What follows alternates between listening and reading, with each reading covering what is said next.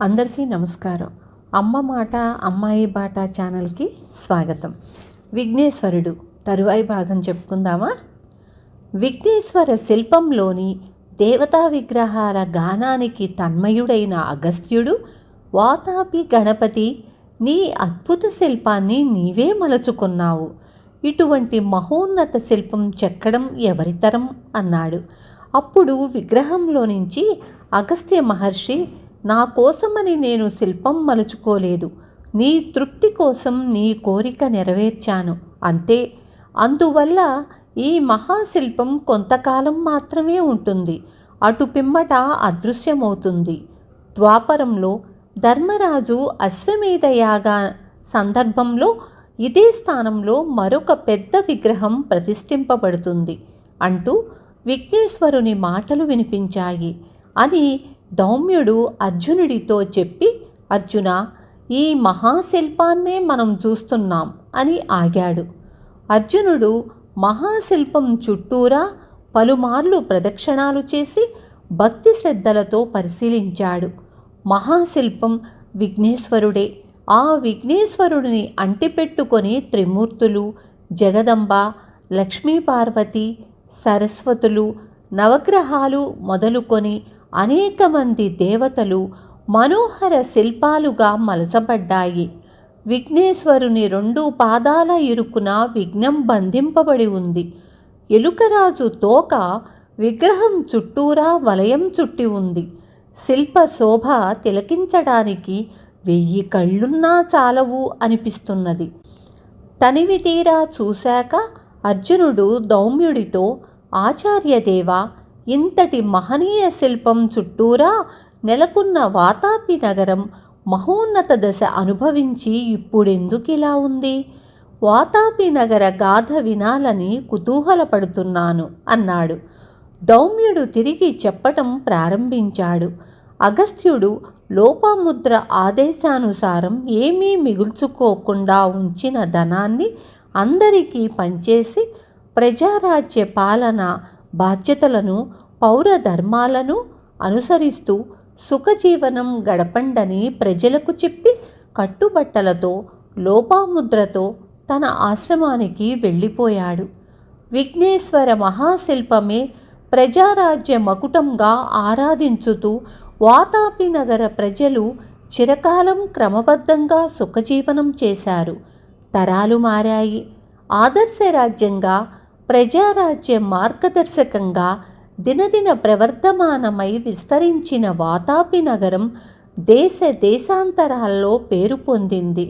అగస్త్యుడు తన్ను కూడా హతమారుస్తాడేమో అన్న చావు భయంతో పారిపోయి వింధ్యాటవుల్లో ఊరు పేరు లేని చీకటి బ్రతుకుతున్న ఇల్వలుడు వాతాపి నగరం పేరు ప్రఖ్యాతలు విని అగస్త్యుడు అక్కడ లేడని తెలుసుకున్న మీదట నయవంచనతో సాధించాలనే తలంపుతో ప్రజాసేవనే జీవిత పరమార్థంగా పెట్టుకున్న వాడిలాగా రూపుమార్చుకొని వాతాపి నగర ప్రజల మధ్యకు చేరాడు.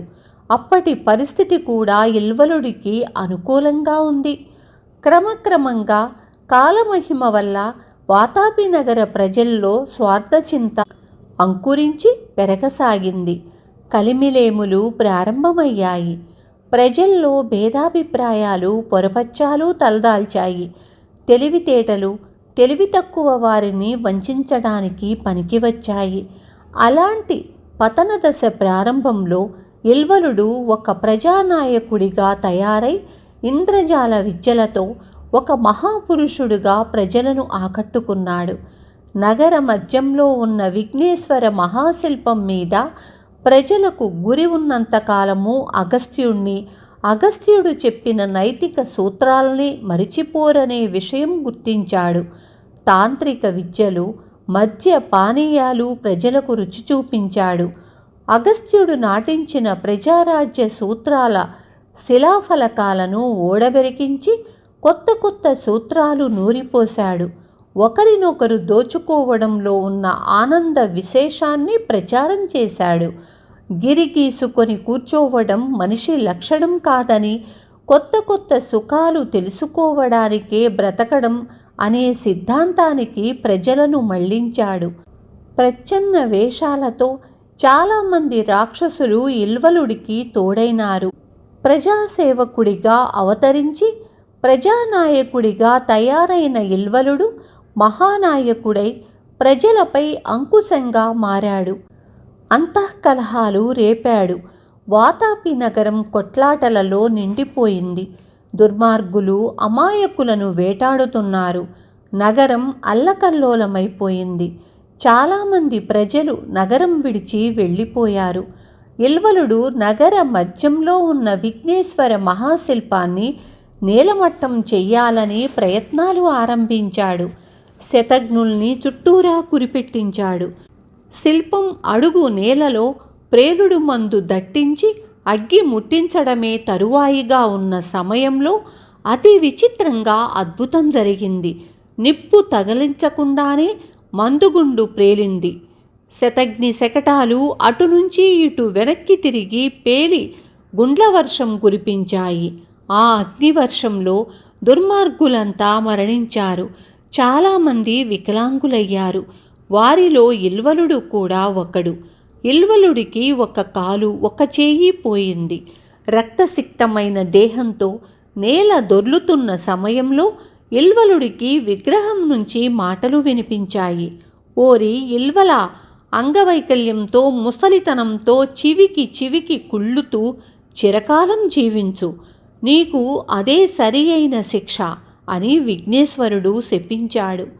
వాతాపి నగరం క్రమంగా తన పూర్వ వైభవాన్ని కోల్పోయి కొద్దిమంది మనుష్యులతో మాత్రమే ఇప్పుడిలా బీడుపడిపోయింది అని ధౌమ్యుడు చెప్పటం ముగించాడు. అర్జునుడు అంతా విని ఇటు తిరిగి చూసి ఆశ్చర్యంతో నోట మాట రాక అలా ఉండిపోయాడు. విఘ్నేశ్వర మహాశిల్పం కనిపించలేదు. అర్జున, ఆశ్చర్యపడకు.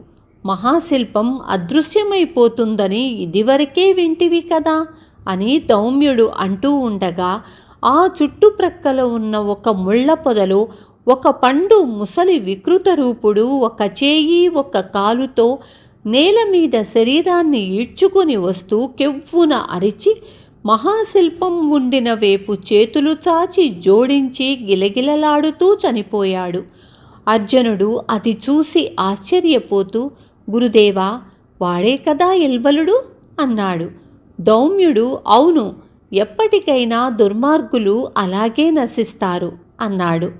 వార్తాహరుల చేత వాతాపి నగరానికి బయలుదేరి రమ్మని అర్జునుడు ధర్మరాజుకు కబురు పంపాడు. హస్తినాపురం నుండి ధర్మరాజు భీమ, నకుల, సహదేవులతో వాతాపి నగరానికి వచ్చాడు. ఆ రాత్రి ధర్మరాజు విఘ్నేశ్వర మహాశిల్పం అంతర్ధానమైన ప్రదేశానికి ఎదురుగా కూర్చొని, నా తమ్ముడు నీ మహాశిల్పం దర్శించాడు. దేవా, నాకు ఆ భాగ్యం కలిగించవా? నీ మహనీయ శిల్పాన్ని ఎవరు చెక్కుతారు?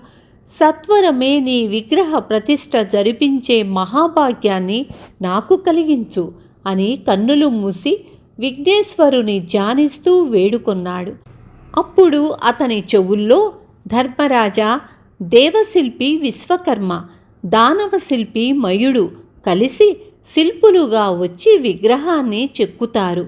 విగ్రహ ప్రతిష్ఠ జరిగిన వెంటనే యాగాశ్వం కదిలి వెళ్తుంది.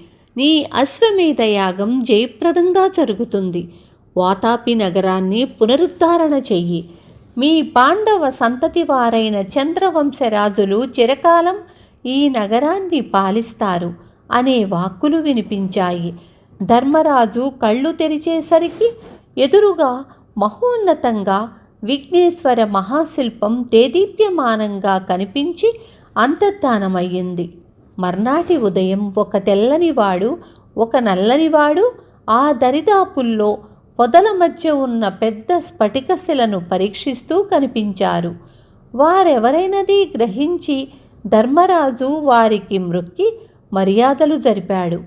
ఆ శిలను పెకిలించడానికి తవ్వుతున్నప్పుడు అక్కడ గొప్ప నిధి దొరికింది. ఆ బంగారాన్ని ఇల్వలుడు నిక్షిప్తపరిచాడు. ఆ చోటు వదల్లేక చివికి వాడు చివరకు మరణం పాలయ్యింది కూడా అక్కడే. ధర్మరాజు ఆ నిధిని వాతాపి నగర అభివృద్ధికి వినియోగించాడు. ఇద్దరు మహాశిల్పుల చేతుల మీదుగా విఘ్నేశ్వరుని విగ్రహం, మహాశిల్పం అదృశ్యమైన చోటునే గొప్ప ఆలయం, పెద్ద మంటపం తయారైనాయి. విశ్వకర్మమయుల శిల్పరీతుల అద్భుత సమ్మేళనంతో ఒక గొప్ప శిల్ప సాంప్రదాయానికి నాంది అయ్యింది.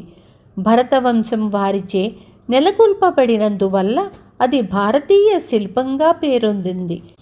కాలాల తరబడి గొప్ప ప్రఖ్యాతి పొంది చిరస్థాయిగా వర్ధిల్లింది. ఆ విధంగా విఘ్నేశ్వర శిల్పం పూర్తి చేసి శిల్పులిద్దరూ ఎలా వచ్చారో అలాగే మాయమయ్యారు. ఆలయంలో ధర్మరాజుచే విఘ్నేశ్వర విగ్రహ ప్రతిష్ఠ జరిగిన వెంటనే గుర్రం దౌడు తీసి పరిగెత్తింది. అర్జునుడు, భీముడు సైన్య సమేతంగా దాని వెనుక బయలుదేరారు. ధర్మరాజు అగస్త్యుడు ఏర్పరిచిన ప్రజారాజ్య పద్ధతులతో వాతాపి నగర పాలన సాగేలా పాలనాదక్షత ఏర్పాటు చేసిన తరువాత నకుల సహదేవులతో హస్తినాపురానికి తిరిగి వెళ్ళాడు. ప్రజారాజ్య పర్యాయ పదంగా ఆ ప్రాంతం అగస్త్య రాజ్యమని, నగరం అగస్త్య నగరమని కొంతకాలం పేర్కొనబడినవి. కాలక్రమాన వాతాపి నగరం అనే పేరే స్థిరంగా నిలిచిపోయింది. అర్జునుడు దిగ్విజయాన్ని ముగించుకొని గుర్రంతో హస్తినాపురం చేరాడు. అశ్వమేధ యాగం జరిగింది. ధర్మరాజు యాగ భాగాలను విశ్వకర్మకు, మయుడికి ప్రత్యేకంగా అర్పించాడు. శిల్పులకు, శిల్పానికి గౌరవ ప్రపత్తులు చేకూర్చాడు. ధర్మరాజు తరువాత పరీక్షిత్తు తరువాత జనమేజయుడు పాలించారు. జనమేజయుడి సంతతి వారైన రాజులు వాతాపి నగరాన్ని పాలించసాగారు. వాతాపి నగరాన్ని పాలించిన చంద్రవంశ రాజులలో శత్రుంజయుడు గొప్ప సామ్రాజ్య పిపాసి. వాతాపి నగరం రాజధానిగా వాతాపి సామ్రాజ్యాన్ని స్థాపించాడు. సైన్యాలను పెంచడానికి ప్రజల మీద విపరీతంగా పన్నులు వేశాడు. నిరంకుశ పాలన సాగిస్తూ ఇల్వలుడు మళ్ళా పుట్టాడు అని అనిపించుకున్నాడు. అతని కుమారుల్లో కడపటివాడైన చెళుకవర్మ చాలా మంచివాడు. అగస్త్యుడి ప్రజారాజ్య సూత్రాలపై గురిగలవాడు. విఘ్నేశ్వరుణ్ణి భక్తితో ఆరాధిస్తూ విద్య పట్ల, కళల పట్ల ఆసక్తితో ఉండేవాడు. అగస్త్యుడి అంశ అతనిలో ఉన్నదని ప్రజలు అనుకునే విధంగా ప్రజాభిమానాన్ని సంపాదించాడు. సామ్రాజ్య విస్తరణ శత్రుంజయుడు కుమారుళ్లను ఆయత్తం కమ్మన్నాడు. చెడుకుడు తండ్రితో జనహింస పరపీడనతో కూడిన సామ్రాజ్య విస్తరణ కసాయి వృత్తి కంటే ఏం గొప్పది అని అన్నలతో కలిసి దండయాత్రకు వెళ్లడం మానివేశాడు. శత్రుంజయుడు మండిపడుతూ, ఔరా, సింహం కడుపున ఎలుక పుట్టినట్లు రాజవంశంలో తప్ప పుట్టావు, నీకు తగిన శాస్తి జరగాలి అని అంటూ ఒక ఎలుకను పట్టి తెప్పించి దానికి చుళుక అని పేరు పెట్టి దానితో చెడుకవర్మకు పెళ్ళి అని చాటించాడు. చుళక అసలు పేరు కళ్యాణకింకిణి, ఒక అప్సరస. ఇంద్రుడి శాపం వల్ల ఎలుకగా భూమి మీద పడింది. కళ్యాణ వేదిక పైన ఉన్న పెళ్లిపీటలపై రాకుమారుణ్ణి, ఎలుకను చూసి వచ్చిన వారు చేసే కోలాహల పరిహాసానికి చెళుకుడు సిగ్గుతో కృంగిపోవాలని శృతంజయుడు ఆ విచిత్ర వివాహానికి రాజుల్ని, ప్రజల్ని ఆహ్వానించాడు. కానీ చెడుకవర్మ మందహాసంతో ఎలుకను మహారాజు కోడలుగా చేయించగల విఘ్నేశ్వరుడు ఎలుకను చిలుకలు కొలికిగా చేసినా చెయ్యవచ్చు అని మీరంతా నమ్మకపోవచ్చును, కానీ నేను నమ్మగలను అన్నాడు. విన్నారు కదా విఘ్నేశ్వరుని లీలా వినోదము, అద్భుత విశేషాలు. రేపు తరువాయి భాగం చెప్పుకుందాము.